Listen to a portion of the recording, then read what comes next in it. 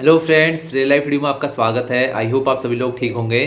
तो आज का जो हमारा वीडियो है वो रेलवे क्वार्टर्स के ऊपर है। आप लोग के बहुत सारे कमेंट्स आ रहे थे कि कैसे रेलवे क्वार्टर्स कैसे होते हैं, और मैं आप लोग को बताऊंगा कि आप लोग न्यू ज्वाइन करेंगे तो किन लोग को क्वार्टर्स लेना चाहिए, किन लोग को नहीं लेना चाहिए, और रेलवे क्वार्टर्स ठीक रहेंगे या आपको बाहर अगर आप लोग प्राइवेट रूम लेते हैं वो अच्छा रहेगा आप लोगों के लिए। ठीक है, वो भी मैं पूरा डिस्कस करूंगा। और एचआरए कितना मिलता है और किस हिसाब से एचआरए मिलता है। एचआरए मतलब जो हाउस रेंट अलाउंस होता है सेंट्रल गवर्नमेंट्स को जो मिलता है, वो भी मैं आप लोग को बताऊंगा ताकि आप लोग का कंफ्यूजन दूर हो जाए रेलवे क्वार्टर्स के ऊपर। तो वीडियो काफ़ी इन्फॉर्मेटिव होने वाला है, वीडियो एंड तक देखें।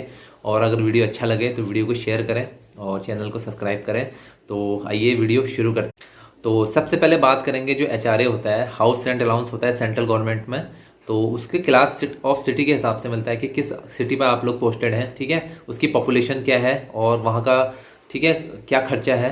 ठीक है, वो कितनी मतलब अच्छी जगह है, कह सकते हैं कि कितनी महंगी जगह है, वहाँ अवेलेबल रूम्स कितने कॉस्टली हैं, उस हिसाब से वो आकलन करके एक फिक्स कर देती है। तो एक्स क्लास, वाई क्लास और जेड क्लास 3 सिटी बनाई है। ठीक है, सबसे अच्छी एक्स क्लास और उससे थोड़ा सा कम वाई क्लास होंगी, और जो लोअर हमारे जैसे मैं पहले था जहाँ गांव में पोस्टिंग थी मेरी, ठीक है, वो जेड क्लास में था।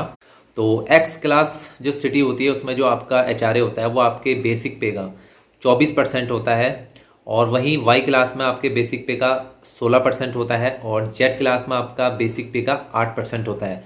और इस पे भी एक मिनिमम का रूल होता है। मिनिमम का रूल क्या होता है कि आपको एक्स क्लास में 5400 रुपये मिलेंगे ही मिलेंगे, चाहे आप किसी भी एक्स क्लास सिटी में चले जाएं, आपको मिनिमम 5400 तो मिलेगा ही आपके, चाहे बेसिक पे कितना ही है। और वैसे ही वाई क्लास में भी है, आपको 3600 रुपये मिलना ही मिलना है, और जेड क्लास में 1800 रुपये एचआरए मिलना ही मिलना है। जैसे मुझे एचआरए मिलता था 1800 रुपये, क्योंकि मेरी जो सिटी थी वो जेड क्लास सिटी थी, और क्योंकि गांव का ही था। और उसके बाद भी जहाँ था स्टार्टिंग के मैं 4-5 महीने बाहर ही रहा हूँ प्राइवेट में, तो मुझे 1800 रुपये मिलता था एचआरए।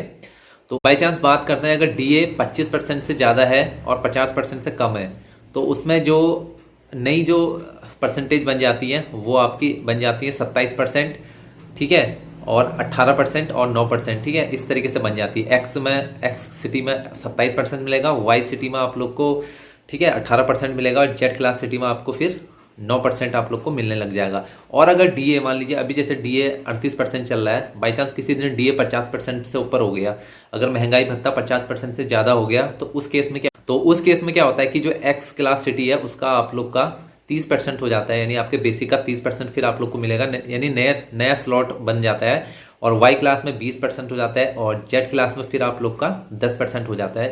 कब? जब आप लोग का जो महंगाई भत्ता है 50% से ऊपर हो जाएगा। ठीक, तो दिल्ली, मुंबई, कोलकाता, चेन्नई जो बड़े बड़े शहर हैं वो सारे एक्स क्लास सिटी में आती हैं। ठीक है, और जैसे पटना है, मुरादाबाद है, बरेली है, ठीक है, जो गाजियाबाद है, जो छोटे छोटे शहर हैं, ठीक है, छोटे शहर तो नहीं कह सकते, ये भी पॉपुलेशन में काफ़ी बड़े हैं, तो ये वाई क्लास सिटी में आती हैं। और बाकी इनको छोड़ के ठीक है जितने भी रूरल एरिया के हैं, चाहे आप किसी भी चले जाएं पोस्टिंग ले लें, ठीक है, छोटे शहरों में, वो सब जेड क्लास सिटी में आते हैं। और अभी देखूंगा कि आप लोग को बताऊंगा कि यहाँ कितना मुझे एचआरए मिलेगा, क्योंकि अभी एचआरए नहीं मिला है। अभी मेरा एचआरए, क्योंकि इस महीने मैंने अगर लिख के दूंगा कि मेरे नाम कोई भी क्वार्टर नहीं है, तो मुझे लिख के एप्लीकेशन देनी पड़ती है कि मैंने अपना क्वार्टर छोड़ दिया है और यहाँ मुझे कोई भी क्वार्टर अलाउड नहीं है, क्योंकि मैंने अपने पिछले स्टेशन में क्वार्टर लिया हुआ था, उसको मैंने अभी छोड़ा नहीं है। उसके लिए एप्लीकेशन लिख के मैं 1-2 दिन में जाऊँगा, और फिर यहाँ आके मैं एसएस को दूंगा एक लिखित कि मैंने यहाँ कोई भी क्वार्टर नहीं लिया है, मेरे नाम कोई भी रेलवे आवास नहीं है, तो मुझे कृपया कर एचआरए दिया जाए, यानी मुझे हाउस रेंट अलाउंस दिया जाए।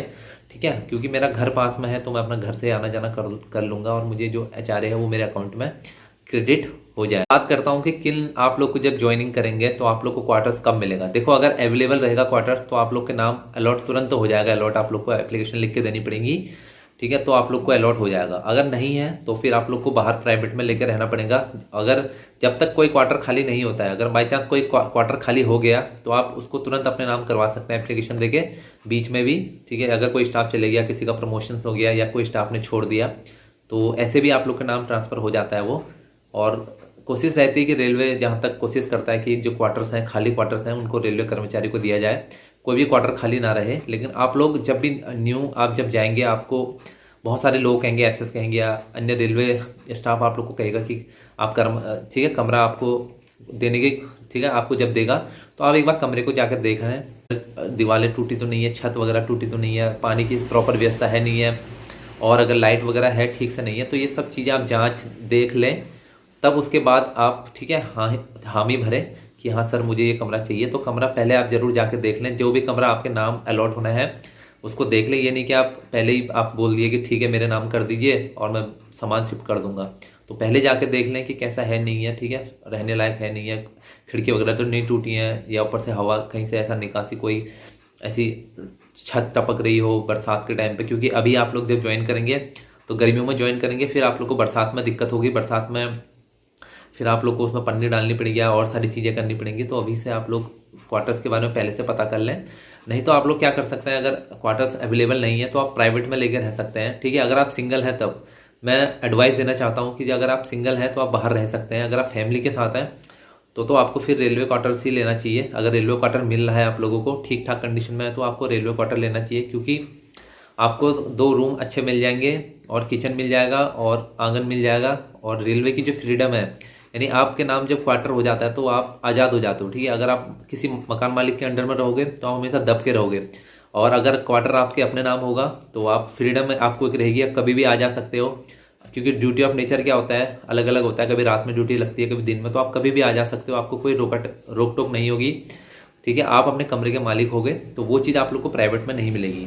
अगर आप लोग शेयर कर सकते हैं रूम, ठीक है, तो वैसे भी कर सकते हैं। जैसे आप 2-3 लोग मान लीजिए किसी के साथ आप एडजस्ट हो जाते हैं, वो भी अच्छा है। अगर प्राइवेट में आप एडजस्ट हो जाते हैं, मान लीजिए प्राइवेट में आप लोगों ने एक बड़ा सा रूम ले लिया, बड़ा कोई अच्छा रूम ले लिया, तो 2-3 लोग मिलके आप लोग वहाँ रह रहे हैं, स्टाफ रेलवे स्टाफ, तो ऐसे भी आप लोग कर सकते हैं। नहीं तो अगर आप रेलवे आपको अलॉट कर रहा है कमरा ठीक है तो आपको लेना चाहिए, क्योंकि बाहर अगर आप लेने जाएंगे तो आपको 2-2,500 का बाहर भी पड़ेगा कमरा, प्लस आपको बिजली का बिल पड़ेगा, ठीक है, आपको पे करना पड़ेगा। और जो सैलरी से ही जो कटेगा, ठीक है, बाद में अगर रेलवे आपको क्वार्टर देता है तो आपको सैलरी से ही कट हो जाता है, सैलरी स्लिप में ही कट हो जाता है आपका पैसा। तो आपको वो भी टेंशन नहीं है कि मुझे पे करना है, या मुझे बिजली का बिल पे करना है, या मुझे पानी का बिल पे करना है, तो वो ऑलरेडी कट जाता है आप लोगों का, पहले सैलरी स्लिप में ही काट लेता है वो सैलरी से ही। तो ऑन एन एवरेज मैं अगर अपना बताऊं आप लोगों को, तो मेरा 2300 के आसपास मेरा कटता था।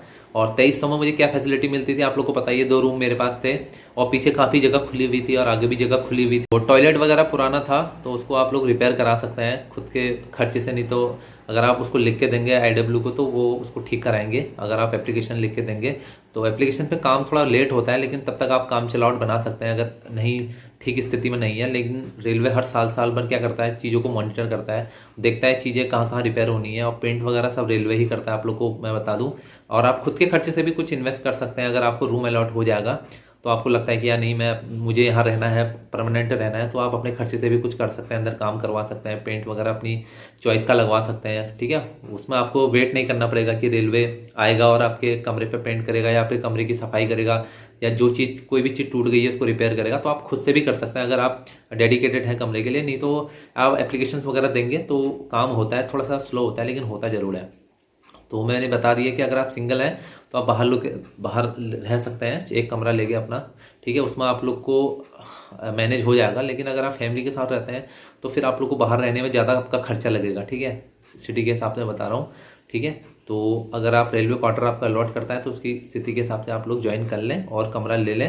नहीं तो आप किसी के साथ मर्ज हो जाएं, शेयर कर लें रूम वगैरह, तो उसमें आप लोग को खाना भी खर्चा भी थोड़ा कम बचेगा। बहुत सारे नए ज्वाइनर्स ऐसे ही करते हैं, 2-3 जैसे नए ज्वाइनर हुए, जैसे आप लोग किसी स्टेशन पर आपकी पोस्टिंग होगी, 2-3 और लोग आपके साथ आएंगे तो वो साथ में ही शेयर कर लेते हैं खाना बनाना। ड्यूटी के एक ड्यूटी पे रहता है तो दूसरा खाना बनाता है, दूसरा ड्यूटी जाता है तो तीसरा बंदा आके खाना बनाता है। तो इस तरीके से अच्छा भी रहता है, ठीक है। जैसे कभी आपका मन नहीं किया तो दूसरे बंदे ने खाना बना दिया, तो ये भी अच्छा रहता है। तो रेलवे मैंने पहले ही बता दिया कि क्वार्टर्स इस तरीके से ही मिलते हैं, अगर अवेलेबल है तो मिल जाएगा, और नहीं है तो आप लोग को बाहर प्राइवेट रहने को आप लोग को मिलेगा। और फिर आप अगर कभी खाली हुआ तो आप अपने नाम उसको करवा सकते हैं। होप आप लोग को आज का वीडियो पसंद आया होगा। तो मिलते हैं आप लोग से नेक्स्ट किसी ऐसी वीडियो पे, तब तक के लिए जय हिंद।